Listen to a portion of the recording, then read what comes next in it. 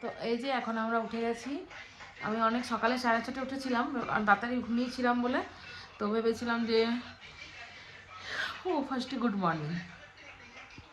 খুব ভালো ঘুম হয়েছে, এত ভালো ঘুম মানে মনে হচ্ছে কতদিন ঘুমাইনি এইভাবে।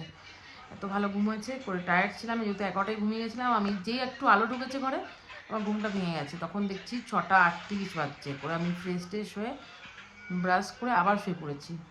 লিপস্টিকটা উঠে গেছে পুরো। তারপরে উঠে আবার ঘুমিয়ে পড়েছি। তারপর চিরঞ্জীবকে ডাকলাম 8:30টায়। তো আমি কি পড়েছি দেখো। আর তারাগোনায় না বেশি ড্রেস আনা হয়নি, 3টে এনেছি, তো 3টে গোনাগুনি। তো এখন যেহেতু নিচে ব্রেকফাস্ট করতে যাচ্ছে, আমাদের কমপ্লিমেন্টারি ব্রেকফাস্ট আছে, টাইম দেওয়া হয়েছে না, মানে 9:30 অবধি লাস্ট টাইম। সেই জন্য চিরঞ্জীব বলছে চলো তাড়াতাড়ি যাই, নাহলে টাইমটা যাবে।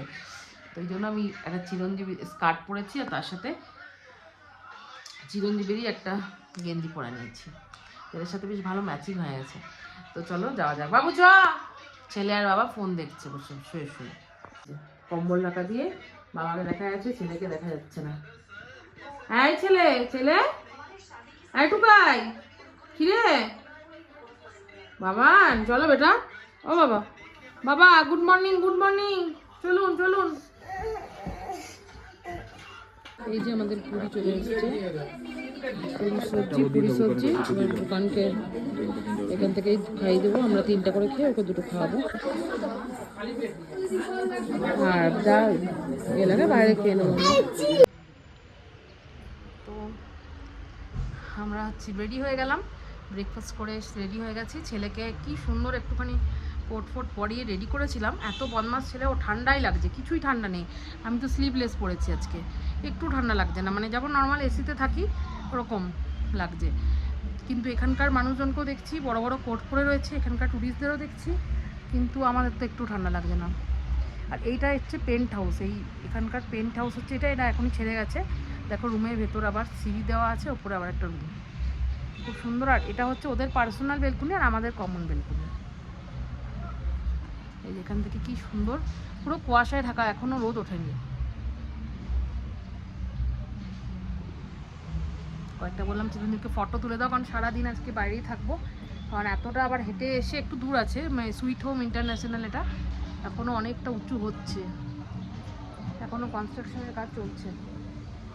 তো এতটা আসার পর আর এনার্জি দেয় না, যেহেতু 5তলায় আছি আমরা, ভিউর জন্যই এই রুমটা নেওয়া। তো সেই জন্য চিরঞ্জীবকে বলেছি যে বাইরে থাকবো সারাটা দিন, একবারে রাতের দিক করে হয়তো আসবো। কারণ আজকে লাস্ট দিন, একদম পুরোটা এক্সপ্লোর করে ফেলতে হবে। আমাদের আগেই সাইট সিন ঘোরা, এই জন্য এবার আর সাইট সিন করবো না, কিন্তু যতটুকু ম্যাল রোডে ঘোরা ওইটুকু। এই যে আমরা এবার ম্যালে হাঁটা শুরু করলাম, চারিদিকে সুন্দর সুন্দর দোকান, আধারসাম স্টোর।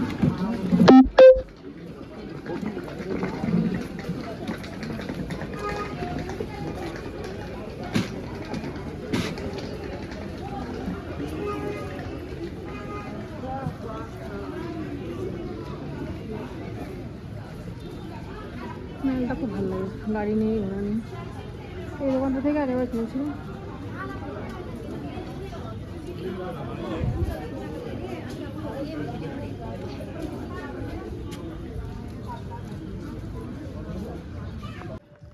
যেমন মহাকালে উঠছি, ছেলে মজা পেয়ে গেছে, বারবার নামছে কষ্ট করে, বারবার উঠছে। বাবা নামিস না, চোট। আমি আগের বছর যখন এসেছিলাম মহাকালে উঠিনি, তো আমি এবার মানে বলেছিলাম যদি দার্জিলিং মানে আসা হয়, যদি আসা ঠিক ছিল না তাহলে আমি উঠবো কষ্ট করে, ওই জন্য উঠছি। মানে একটু ব্রিদিং প্রবলেম হয় উঁচু জায়গায় উঠলে, কিন্তু যেহেতু বলেছিলাম ঠাকুরের জন্য, ঠাকুর দর্শনের জন্য উপরে উঠছি। এই রে বলিস না বুকান, মাকে নিয়ে গেলে তোকে কে খাবে? দেখছো কত বদমাস, বলছে মায়ের কাছে কলা আছে, খাবি?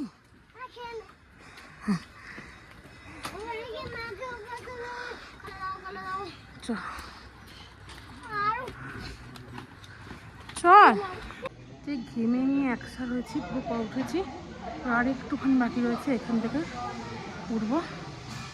প্রচুর ঘেমে গেছি, এসেছিলাম হানিমুনে এসেছিলাম তখন এসেছিলাম, তখনকার শরীর আর এখনকার শরীরের মধ্যে অনেক তফাৎ, অনেক রোগ ধরে গেছে। ছেলে হয়েছে, সিজার হয়েছে, অনেকটাই স্ট্যামিনা কমে আছে, বয়স হয়ে যাচ্ছে বুঝতে পারছি। চলো যাওয়া আর একটুখানি মন দিয়ে বা ছেলে জ্বালাচ্ছে। ঠিক আছে এটাতেই পা দিছ, চ যেখানে যাবে হয়ে যাবি, চ এই চলে এসছি প্রায়।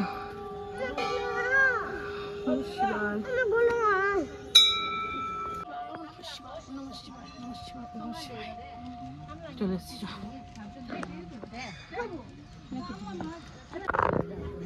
করো করো মাম্মা করো। জানি না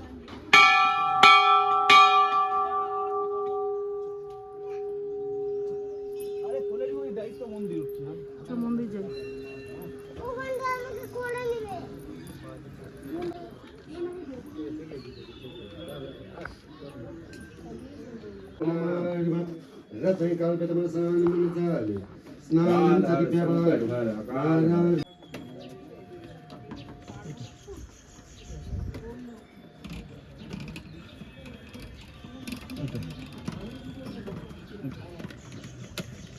কেমন মজা?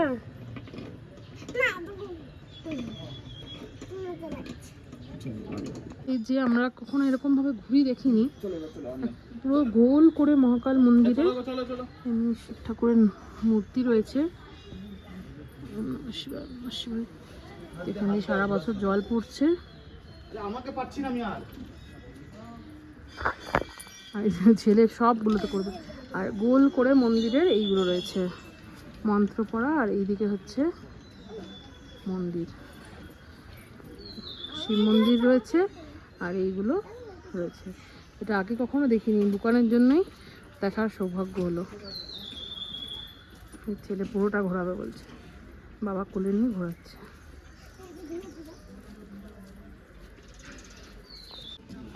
এই যে এখানে চলে এসেছি আমরা।